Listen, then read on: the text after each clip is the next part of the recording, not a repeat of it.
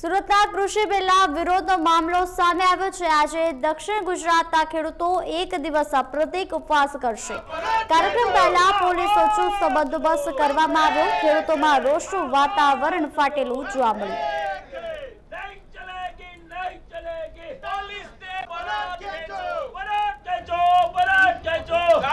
છેલ્લા એક મહિનાથી દિલ્હીની બોર્ડર પર કૃષિ બિલ વિરુદ્ધ જે આંદોલન ચાલી રહ્યું છે તેના જ સંદર્ભમાં આજે સુરતમાં દક્ષિણ ગુજરાતના ખેડૂતો પણ જહાંગીરપુરા ખાતે એક દિવસના પ્રતીક ઉપવાસ પર બેઠા છે। આપણી દ્રશ્યોમાં તમે જોઈ શકો છો મોટી સંખ્યામાં ખેડૂતો અહીં ઉપવાસ પર બેઠા છે અને દિલ્હીમાં જે લોકો ધરણા કરી રહ્યા છે તેમના સમર્થનમાં અહીંથી ટેકો આપી રહ્યા છે। આપણી વચ્ચે અહીં ખેડૂત દક્ષિણ ગુજરાતના ખેડૂત સમાજના પ્રમુખ ઉપસ્થિત છે। આપણે એમની જોડે વાત કરવાનો પ્રયત્ન કરીએ કે શું છે એમનો માંગ।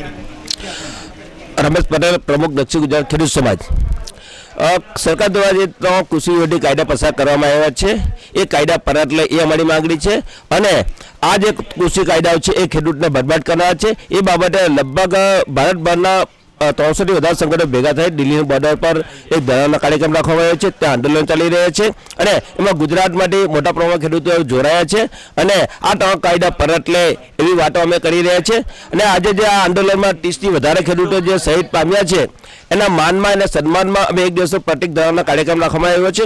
પરંતુ આ પ્રતિક ધરણા કાર્યક્રમમાં બેઠા તે પહેલાં જ અહીંયા પોલીસ ખડકી દેવામાં આવી છે અને સરકાર દ્વારા જે આ ખેડૂતોનો અવાજ દબાવવાની વાત કરે છે એ લોકશાહીનું હનન થઈ રહ્યું છે। આ બાબતે અગાઉ બી અમે હોમ સેક્રેટરીને બી ફરિયાદ કરવામાં આવી છે અને ટૂંક સમયમાં હાઈકોર્ટમાં પિટિશન દાખલ કરનાર છે કે જો ખેડૂતો આંદોલન શાંતિપૂર્ણ ગાંધી ચિહ્ન માગે આંદોલન કરતા હોય અને તમે રોકી નહીં શકો, તમારે લોકશાહીમાં પોતાનો અવાજ જે છે એ રજૂ કરવાનો અધિકાર છે, એ અવાજ દબાવવાની જે સરકાર દ્વારા પોલીસને આગળ કરીને કરવામાં આવી રહી છે એ ખરેખર નિંદનીય છે અને આ બાબતે ખેડૂતોમાં ભારે રોષ જોવા મળી રહ્યો છે। સરકાર દ્વારા જે ખેડૂતોને સમજાવવાનો પ્રયાસ કરવામાં આવી રહ્યો છે શું કહેશો? ખેડૂતોને ગેરમાર્ગે દોરવાની વાત છે। આ દેશની 70% વસ્તી જ્યારે ખેતી અને ખેતી આધારિત ઉદ્યોગો ઉપર નભતી હોય ત્યારે આ ત્રણ જે કાયદાઓ છે એ ખેડૂત વિરોધી છે, એ નિર્વિવાદ સત્ય છે। એ ત્રણેય કાયદાની વાત કરીએ તો પહેલો કાયદો એપીએમસીના અસ્તિત્વને ખતમ કરી નાખનારો કાયદો છે। એપીએમસીના લાયસન્સો આપવામાં આવ્યા છે અને નવી એપીએમસી ખાનગી ધોરણે મંડીઓ શરૂ કરવા માટેના જે લાયસન્સ મળ્યા છે એને કારણે 1955 પહેલાં જે દેશમાં પરિસ્થિતિ હતી, ખેડૂતોના જે માલેતુજારો અને મહાજનો દ્વારા જે શોષણ કરવામાં આવતા હતા, જ્યારે પોતાની જણસી બજારમાં વેચવા જાય ત્યારે મને એવું લાગે છે કે આવનારા 2-5 વર્ષમાં એ પ્રકારનું વાતાવરણ આ દેશમાં નિર્માણ થવાનું છે। એટલા માટે નિર્માણ થવાનું છે કે 2-3-5 સિઝન માટે કદાચ આ મહાજનો અથવા આ વેપારીઓ અથવા અદાણી અંબાણીઓ ખેડૂતોને વધારે ભાવ આપશે અને ખેડૂતો ત્યાં વેચવા માટે લલચાશે।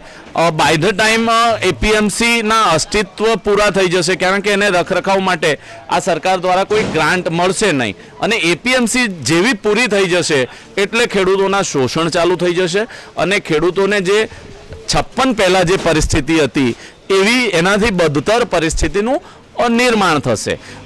જ્યાં સુધી આવશ્યક ચીજવસ્તુ કાયદાના ફેરફારને લાગે વળગે છે ત્યાં સુધી અમર્યાદ ધોરણે સંગ્રહ કરવાની જે આપવામાં આવી છે છૂટ, એને લઈને ખેડૂતોનું પણ શોષણ થશે અને ગ્રાહકોનું પણ શોષણ થશે। આપ કહેશો કે ભાઈ આમાં ખેડૂતોનું કઈ રીતે શોષણ થાય, તો જ્યારે ખેડૂતની જણસી બજારમાં આવશે ત્યારે માંગ ઓછો અને પુરવઠો વધારે હશે, એને લઈને ખેડૂતના નીચા ભાવે આ જે પ્રાઇવેટ કંપનીઓ છે એ ખરીદી લેશે। ખાસ કરીને અદાણી અંબાણીએ જેમણે આ દેશની અંદર ખૂબ મોટા ભંડાર બાંધીને ખેડૂતોને શોષણ કરવાની એક સોચી સમજી સાજિશ રચી છે, એ લોકો ખરીદશે અને જ્યારે બજારમાં ખેડૂતોની આવક ઓછી થશે ત્યારે એક આભાસી અછતની પરિસ્થિતિ ઊભી કરીને ગ્રાહકોને પણ વધારે ભાવે માલ વેચશે, એટલે ખેડૂત અને ગ્રાહક બંનેનું શોષણ થાય એ પ્રકારનો આવશ્યક ચીજવસ્તુ ધારા કાયદો છે। ત્રીજો કાયદો જે કોન્ટ્રાક્ટ ફાર્મિંગ પદ્ધતિનો છે એ પણ વર્ષોથી પરાપૂર્વથી દેશની અંદર ચાલી આવેલું છે, પણ એને કાયદાનું સ્વરૂપ આપીને જે રીતે મલ્ટીનેશનલ અને કોર્પોરેટ્સને લાભ કરાવવાની વાત છે એટલે આ દેશનો ખેડૂત એનો વિરોધ કરે છે। જી, તો આ હતા દક્ષિણ ગુજરાતના ખેડૂતો જેમની વચ્ચે બિલ માટે ઘણો જ આક્રોશ જોવા મળ્યું। હવે સરકાર આગામી દિવસોમાં કઈ રીતે રણનીતિ રડશે અને આ જે છે આંદોલનને રોકવાનો પ્રયાસ કરશે અને ક્યાં સુધી આ લડત ચાલુ રહેશે. જોતા રહો ઇન્ડિયા ન્યૂઝ ગુજરાત, સુરત.